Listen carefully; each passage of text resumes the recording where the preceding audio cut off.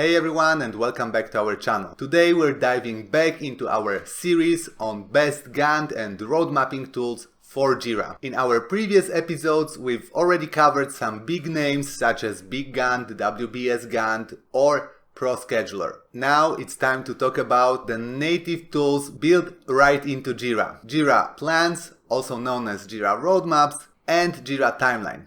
Let's get started.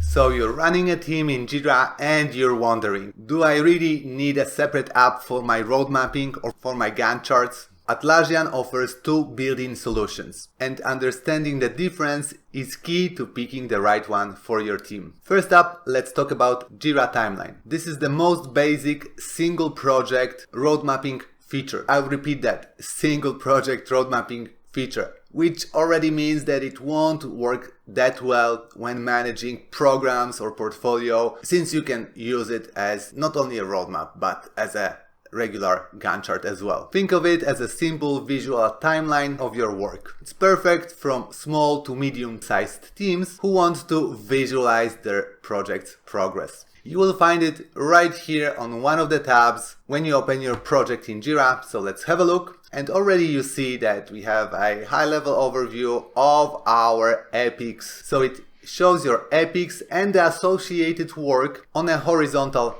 timeline. I can expand the epic. I've already created some sample data for that purpose. So let's expand it. Let's have a look at the stories within this epics. You can, using drag and drop, populate the timeline, set the dates of your work items. It actually works in two modes. So right now I'm working with dates. So the left edge represents the start date and the right edge represents the due date. Using drag and drop, I can update the dates, create dependencies by connecting the issues on the timeline, hence visualize the dependencies, which are very important when it comes to planning your work. So this is great for showing a high-level overview of your single project. I will emphasize this one more time. Timeline compared to Jira Plans works with a single project only. Now you might know a workaround for that, and a lot of our clients do that. For example, they create an issue type project, and within this single Jira project they have work items representing both projects, epics, and all sorts of other work items. However, within Jira Plans, there are some limitations, especially when it comes to the hierarchy. So the epic is the top level item within your work breakdown structure or WBS.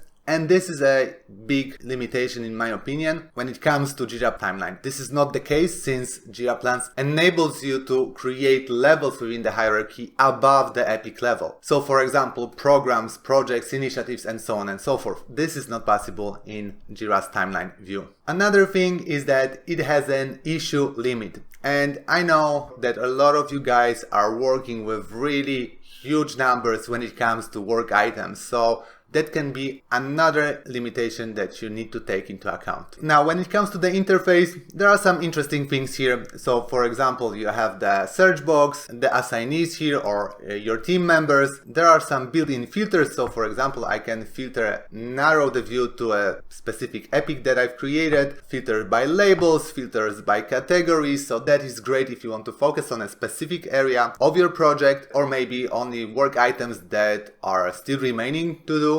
And you can also use quick filters and create your quick filters as well as clear other filters. Now there are also some settings, so let's have a look at that. When it comes to Jira's timeline settings, I can expand or collapse all the epics, decide where I want to visualize different details such as the dependencies, right? So I can hide them. Progress, so I'll see this nice line indicating the progress of the epic. I have two tasks in to-do status, so let's change one of the statuses so we can see this report. So I can open it, click on the issue and open the issue details screen, and let's say I want to resolve this issue. So let's change to done, and I already see that I have two tasks, and now part of this line is color coded green, indicating that the work was already completed. Let's do the same for the second one. I won't be covering this issue screen as you're very familiar with that, so let's not waste time. Now there are also some additional actions. So for example, I can start creating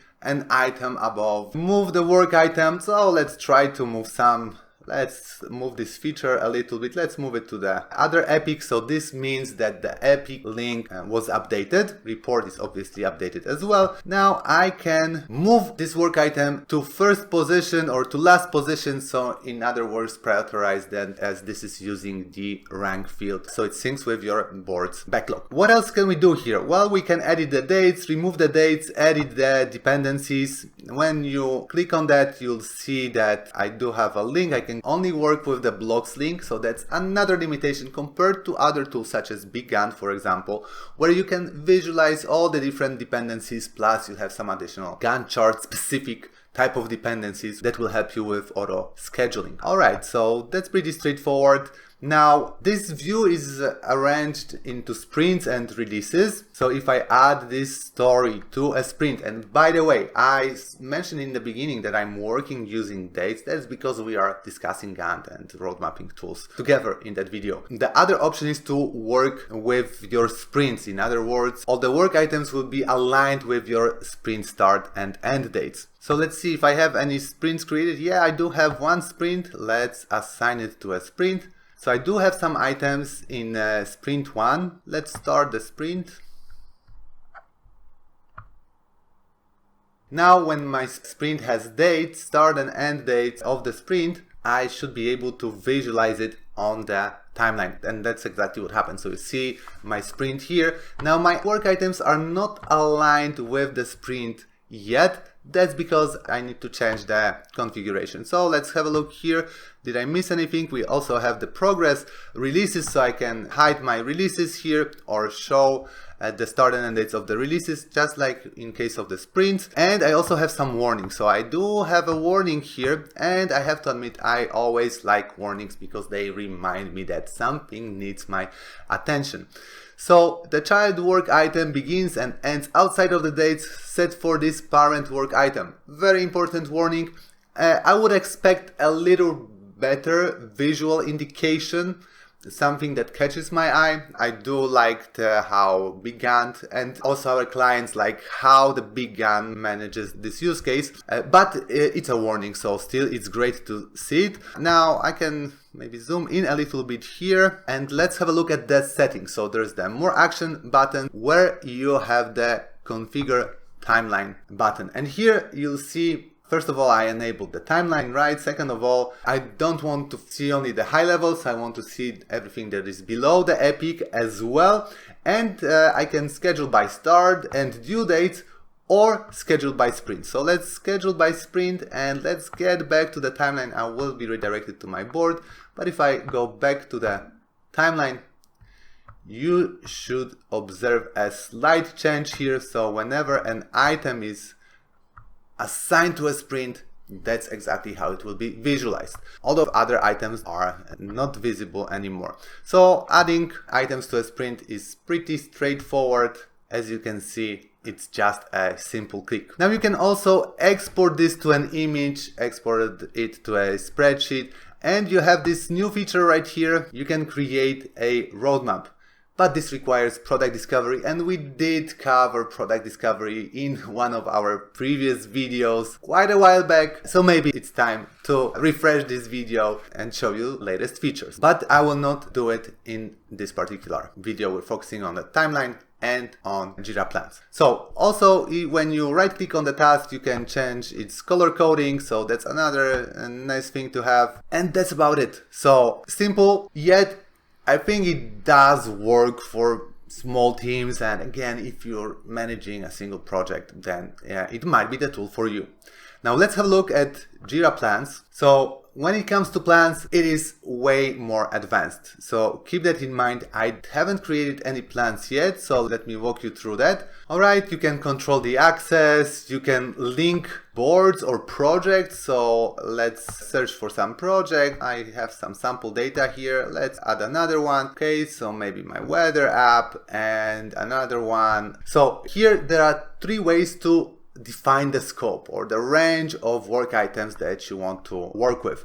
It's either the project board, which is actually a filter, and filters, right? So you can also save it as a filter, and that's pretty much it. Now, when it comes to plans, you can also assign teams. I have some teams already created. Let's assign them, why not? And Team Mickey, and let's hit create. So you can control the access to your plans. You might not want to make it accessible at early stage to everyone. And what is important and what is the difference between plans and other tools like BigGantt, for example? Although when it comes to WBS Gantt, when it comes to ProScheduler, they do have scenario modes, and you kind of will start in a sandbox and then you can sync with Jira, as opposite to BigGantt when you actually start working live and you need to enable the scenario mode. In this tool, you start in the sandbox, right? So you do have the scenarios enabled, and it provides you some additional tabs. So we do have the summary view with some basic reports. I do have to admit that I do like this dashboard. When it's already configured for you, you don't have to really do much. You can just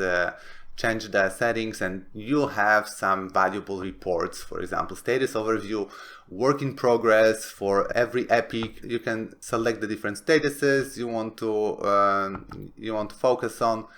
So I did make some progress in general. I see how many items are in different statuses.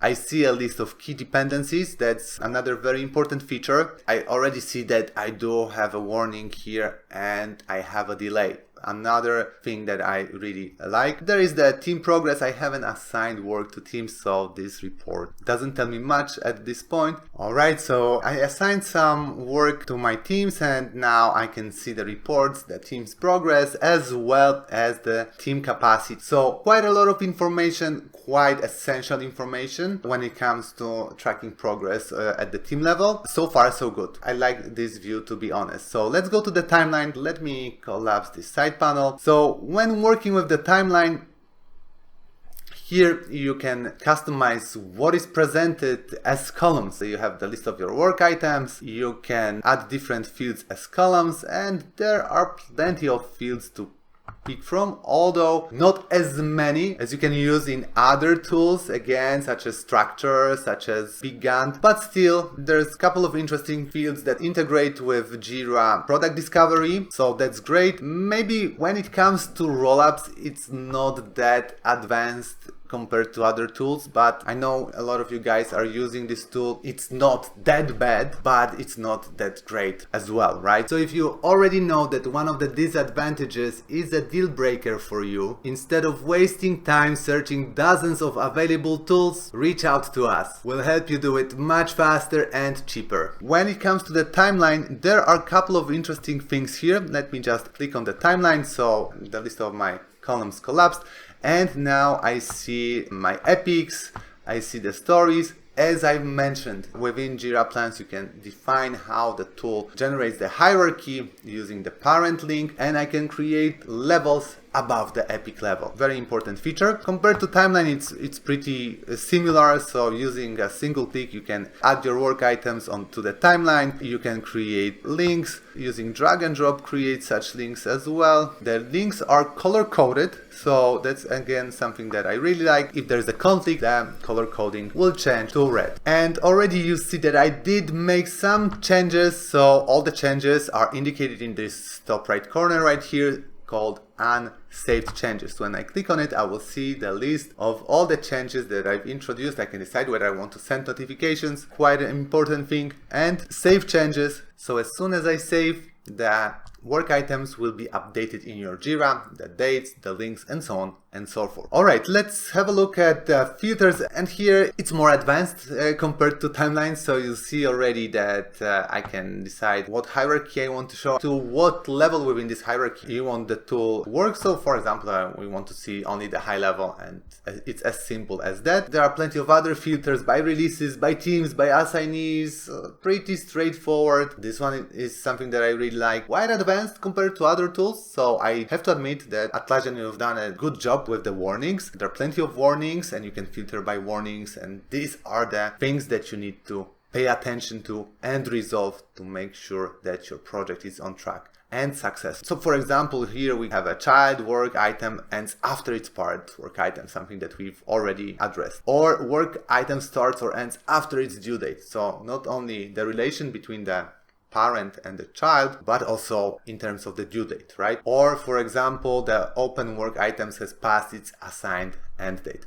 So pretty cool, but also pretty straightforward. When it comes to views, again, there are different views. Maybe let me make sure that I see all the range of work of my epics. I can edit the view, so create your custom view. There are some predefined for you: dependencies, focused, basic view, capacity view, right? So let's have a look at the capacity. So I'll see the teams, and this, to be honest, again, is something that I really like. We all work with teams, so you'll see exactly what the teams are doing, what's their capacity, what's their progress, everything just with a couple of clicks. For dependencies, we will have a narrowed list with only issues that have a link between each other, right? They're dependent on each other. So again, quite a clear view with all the necessary information that you need. All right, let's clear these filters. Let's go to the basic view maybe. So what else do we have here? We have the timeline and the list view. Yeah, so you can switch back and forth if you want more information. And here the list view, let's call it what it is. It is a report, right? It is a report telling you what is going on within your projects. There are plenty of fields there is the progress, right? There are the teams, the statuses, your work items decomposed, the priority. So quite a lot of things you can do with that data when it comes to planning, prioritizing, and so on and so forth. But there are also some settings that are more advanced compared to Jira's timeline. So you can sort by rank, and I've already explained that the rank determines the order, the position within the backlog or within the sprint of your work items. The high priority items should be on top. You can sort by other criteria as well, by your estimates, dates, and so on and so forth. Group by, so let's have a look. Let's group by assignee, quite a simple one. So now you can focus exactly on what your specific team members are doing. What I would suggest to improve is multi-level grouping, and I know a lot of you guys